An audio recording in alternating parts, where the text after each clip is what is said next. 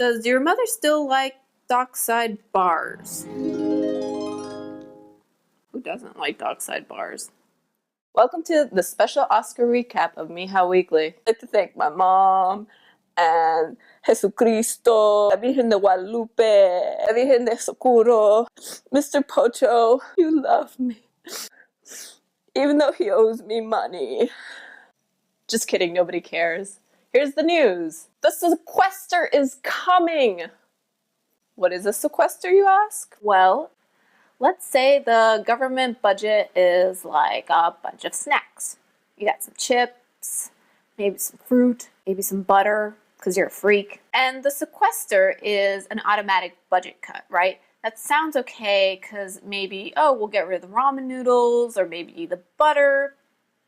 But the sequester doesn't work that way. The budget cuts are random. So maybe someone takes a bunch of your chips or some of your butter. You like grapes? Well, too bad, we're cutting your grapes. And you're left with this horrible snack that nobody wants and everybody's got to eat it anyway. Luckily, I've got these Pocho brand antacids. Marco Rubio traveled to Israel last week because somebody's got to keep the goy in Goya. In Michigan, they're expecting to expand the emergency manager law into Detroit. That means people can't vote in America. North Korea has nuclear bombs. Over the weekend, North Korea issued a threat to U.S. military, stating, "Those igniting a war are destined to meet a miserable end. Your fate will be hung by a thread by every passing hour. The planets are aligned so rare. There's promise in the air. You have to believe we are magic. Nothing can stand in our way." Michelle Obama is going to make a big announcement on Thursday.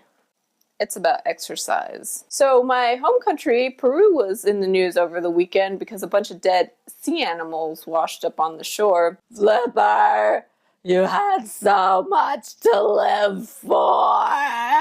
The real tragedy is that no one can eat ceviche for a while. All right, let's check the comments over at pocho.com. And Yay Ciencia writes, "Hope, que triste, no lo hagas chica. Give up using the internet after a certain time of night instead." Wiser words were never spoken. Simon writes, "Hey Elise, what's a MIJA? I'm too lazy to right-click on it and search in Google." For my friends who don't speak Spanish, MIJA is an abbreviation of mi and hija. Means technically my daughter, but it's kind of like a term of endearment / slang / slightly condescending. Like if I'm getting on your nerves, you can just pat me on the head and be like, "I'm MIJA, yeah." This week in bureaucracy. Yay, bureaucracy! I tried to renew my passport. Have you ever traveled with a parakeet? Maybe once. If you're applying for a gun instead of a passport, you'd have it by now. That wraps it up for this week. Make sure you guys head over to pocho.com, check out the articles and the videos, leave us some comments, and I'll see you guys next week.